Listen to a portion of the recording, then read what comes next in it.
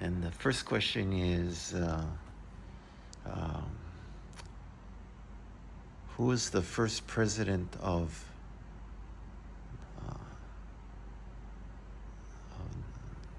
nationalist whatever of China?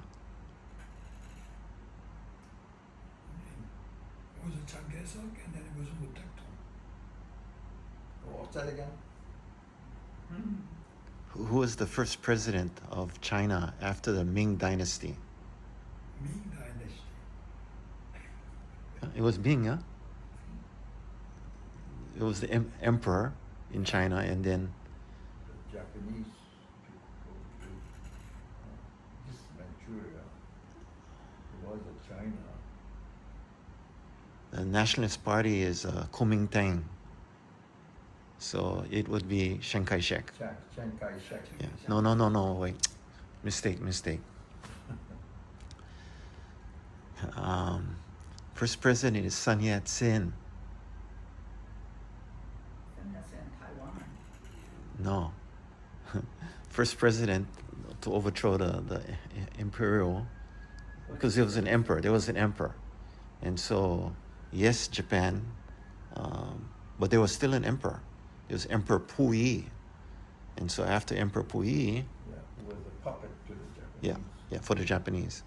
And then so after that would be Sun Yat-sen. And then a lot of people don't know that Sun Yat-sen came from Hawaii. Yeah. And Sun Yat-sen went to St. Louis first, and they were concerned that he was becoming a Catholic.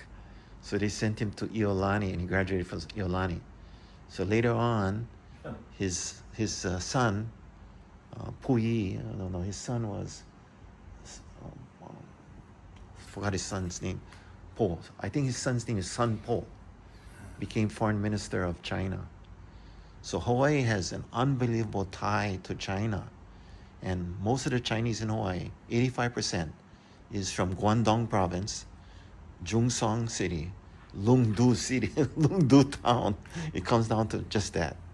And so you have all the society halls where you see the Hawaii names in all the buildings. Yeah. So then the third question is, who was the first president of Korea? You heard of him? No, I only know, what's his name? He used to come to Hawaii all the time. Yeah. Sung Lee, you know, he was elected as a president of temporary government of Shanghai in China. So he's supposed to come, but he's not coming. So my grandfather wrote a letter to him, please to come. Now temporary government is established in Shanghai. But Japanese occupation, because police were always chasing after, especially the independent movers, like Syngman Lee, my grandfather, and etc. So, from what I know, from the Hawaii, he got on the ship carries Chinese dead people, the coffins. They put a coffin into the ship and then send it to China because after they die. So Syngman Lee got on that ship. And so when Syngman Lee died here, he died here in Hawaii. The gentleman who put him on the ship came, and I know how much you love the Korea, and he was crying that how much I know you love Korea, and you went back. And so not on the normal airplane or normal ship, but dead people's. He was inside of the coffin. Oh, And, Syngman Lee, Yeah, and then in order to obviously, pass through all the security, because he was alive, but he was inside the one Boswick mortuary. So he was framed the Boswick, and Boswick took care of him for a long time, and then so he had a ship arrangement for all the Chinese workers who passed. And then the Chinese tradition, they would usually bury them in the bury those dead bodies over the ship, and those coffins were used for Somalis to actually from Hawaii to Shanghai without being caught by Japanese police. So that was it is all incredible story. We were thinking that his grandfather could have been a president if he really wanted it, but he was always creative. He was a pastor, and then he would put Somani as strongly recommended Somani. There were many opposition for Somani to be the president.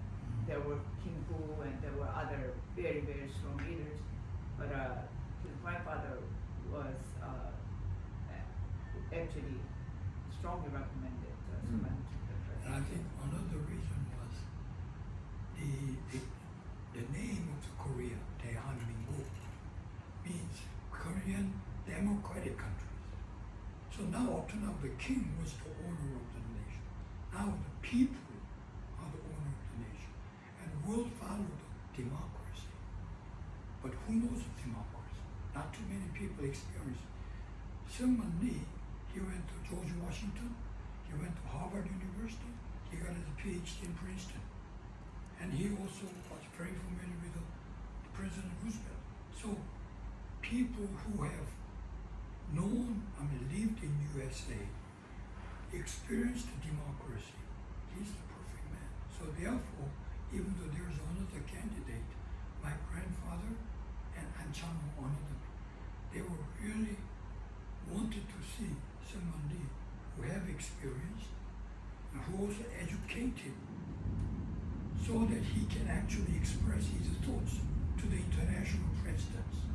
So he's only qualified, maybe they thought he's the only qualified man to represent temporary government of Korea, eventually the Korea. So that's why they strongly recommended to bring him in.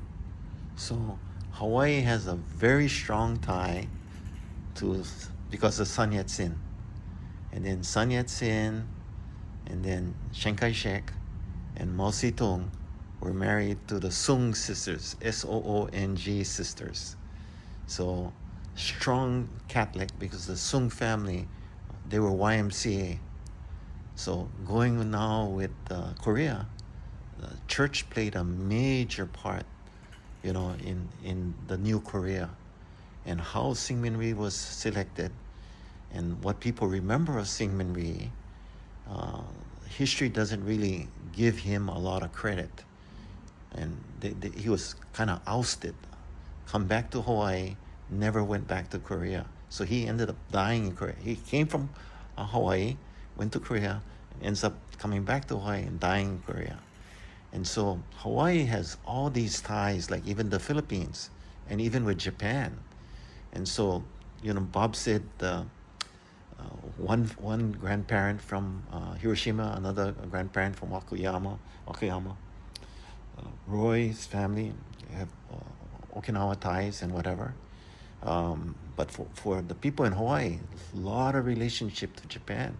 So Japan people feel comfortable in Hawaii, Korean people feel comfortable in Hawaii. The Chinese people feel comfortable in Hawaii because they can see all the same faces, yeah? So Hawaii has not really taken advantage of a lot of that, And so building ties is very important. And that's why Janis is unique.